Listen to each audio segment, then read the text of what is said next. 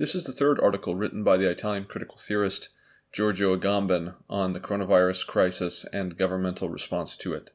It's entitled Clarifications, and it was written on March 17, 2020. In line with what is common practice in his profession, an Italian journalist has applied himself to twisting and falsifying my considerations on the ethical confusion, wherein not even the dead are respected, into which this epidemic has thrown the country. It is not worth bothering to name him, nor to rebut his predictable distortions. Whoever wishes to do so can read my text, Contagion. Here I am instead publishing other thoughts which, regardless of how clear they are, will probably be falsified as well. Fear is a bad advisor, but it is bringing to light many things that we have been pretending not to see. The first thing that the wave of panic which has paralyzed the country showed was that our society believes in nothing more than bare life. It is now obvious that Italians are ready to sacrifice practically everything, their life conditions, their social relationships, their work, even their friendships, as well as their religious and political convictions, when faced with the risk of getting sick, a risk that, for now at least, is statistically not even that serious. Bare life, and the fear of losing it, is not something that unites people. Rather, it blinds and separates them. Fellow human beings, as in the plague described by Manzoni, are now seen only as potential anointers whom we must avoid at all cost, and from whom we should maintain a distance of at least 1 meter. The dead, our dead, have no right to a funeral, and it is unclear what happens to the bodies of the people we love. Our neighbor has been cancelled, and it is surprising that the churches are keeping quiet on this. What are human relationships becoming in a country that has resigned itself to the idea of living like this for the foreseeable future?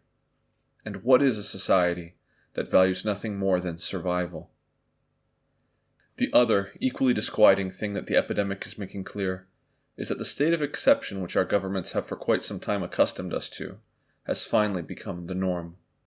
More serious epidemics have happened in the past, but no one ever dared declare for that reason a state of emergency which keeps us from moving, like the present one does. People have become so used to living in a state of perennial crisis and emergency, they seem not to realize that their lives have been reduced to a purely biological state.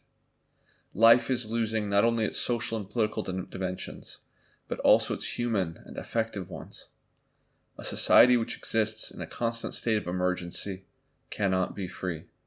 We live in a society that has sacrificed freedom, quote, for security reasons, close quote, and has hence condemned itself to living in a perpetual state of fear and insecurity. It is not surprising, then, that when speaking of the virus, one speaks of war. The emergency measures effectively force us to live under curfew conditions. But a war against an invisible enemy that can occupy any one of us is the most absurd of wars. It is truly a civil war. The enemy is not outside, but within. It is not only, and not really, the present that is daunting, but the future as well. Wars have bequeathed us a great many nefarious technologies, from barbed wire to nuclear power plants. After the health emergency, it is very likely that along these same lines, governments will attempt to continue the experiments they could not previously complete.